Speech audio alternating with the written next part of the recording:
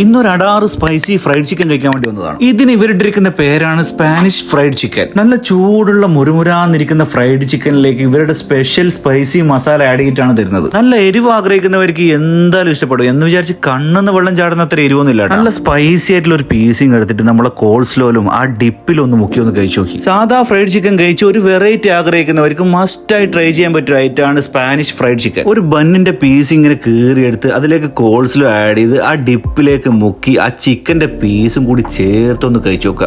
ഒരു രക്ഷയില്ലട്ടാ. ഇന്ന് spicy items മാത്രമാണ് കഴിച്ചത്. അതിന് ശേഷം ട്രൈ ചെയ്തത് സ്പാനിഷ് പോപ്പ് ചിക്കൻ. പോപ്പ് ചിക്കനിലേക്ക് നമ്മൾ നേരത്തെ പറഞ്ഞ സ്പൈസി മസാലയും ചീസും ക്രീമും ആഡ് ചെയ്തിട്ടാണ് ഇത്. ഓവർ സ്പൈസി ഒന്നുമല്ല, കുട്ടികൾക്ക് എന്തായാലും ഇഷ്ടപ്പെടും കേട്ടോ. അവസാനം ട്രൈ ചെയ്തത് നല്ല സ്പൈസി ആയിട്ടുള്ള ഒരു ബർഗറാണ്, സ്പാനിഷ് ബർഗർ. അതും അടിപൊളിയായിരുന്നു കേട്ടോ. അതിനുശേഷം ഒരു 7up കുടിച്ചിട്ടാട്ടോ എരിവെല്ലാം മാറ്റിയത്. ഫ്രൈഡ് ചിക്കൻ കഴിച്ച് കഴിഞ്ഞാൽ മിക്ക ആൾക്കാർക്കും ഒരു സോഫ്റ്റ് ഡ്രിങ്ക് നിർബന്ധം. അപ്പൊ ലൊക്കേഷൻ മറക്കേണ്ട, കൂത്തുപറമ്പ് പാറാലുള്ള AFC-യിലാണ്. 10